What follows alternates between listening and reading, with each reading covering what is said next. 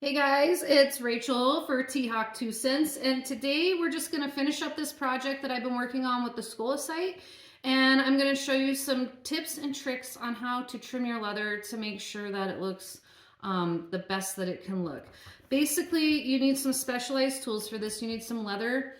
I don't know what this thing is called, but it's a special tool that takes the edge off the leather, the like sharp edge, and basically what you end up with is a really nice little beveled edge on your leather. It makes the break-in process of the leather a little bit more smooth and it will irritate the skin less. So basically you just take this little guy and you put it on the edge of the leather and you just trim all the edges of the leather.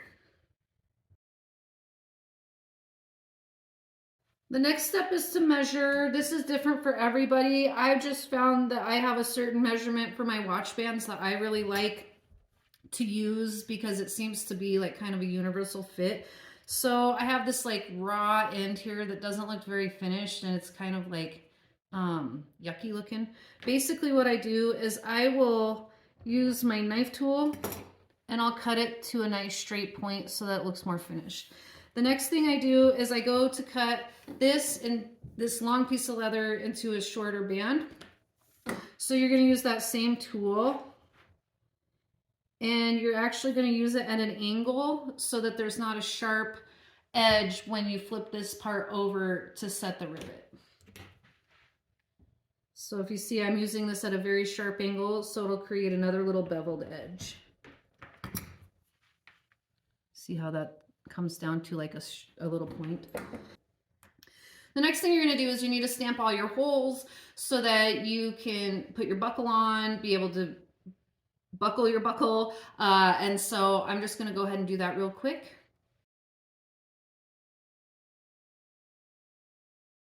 Okay, so now once you have all of that cut and all your holes are cut into your leather, you're going to want to go ahead and set the buckle and put the rivet in to give you something to attach your bracelet to.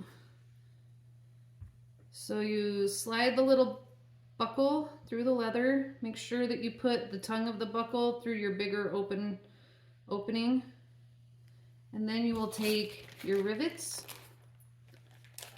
Now the size of rivets you use depends on the thickness of the leather, and it also depends on how big you make your holes. You want a head on your rivet to be larger than the hole that you've created.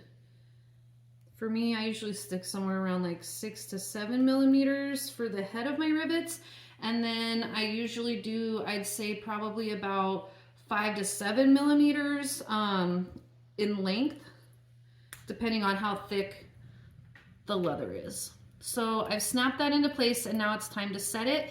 Basically, you're going to use your little block and a tool and you're going to use the mallet to hit that rivet nice, and you're going to strike that rivet pretty soundly to make sure that this rivet is nice and secure.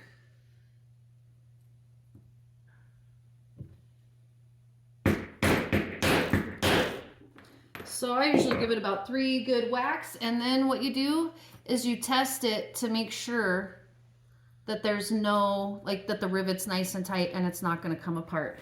Once you do that, you're going to want to put your keeper on. I make my own keepers, so that's something we can cover in a different video. And then what I do on this piece is I actually take and I bend the little nubbins down a little bit. This just kind of gives your leather a little bit more room, and then when you're wearing it on your wrist, there's a little bit of a curve to it so it doesn't stick straight out. Once you got your keeper on, then basically you just slide your leather through like a so, and bam, you have a completed watch band. Or whatever you're making with leather. It doesn't have to be a watch band, it can be a belt, it can be a necklace, but it is important to make sure that you trim your leather and that you find a good fit for where you want your holes, and make sure that you use those specialized tools because it makes everything look really clean. So I would definitely recommend going out and getting some like hole punches for leather, possibly a variety of hole punches for leather. Go get yourself one of these like edge trimmers, one of these flat knives. and you'll definitely need a good leather mallet as well. So I hope that you guys found this helpful, and if you want any more leather tips, or you're looking for something more specific about leather, let me know. I don't do a ton in leather, but the little bit that I do, I can help you guys with that. So I hope that you guys have a really fabulous week, and I will see you next Thursday for another episode of T-Hawk's 2 Cents.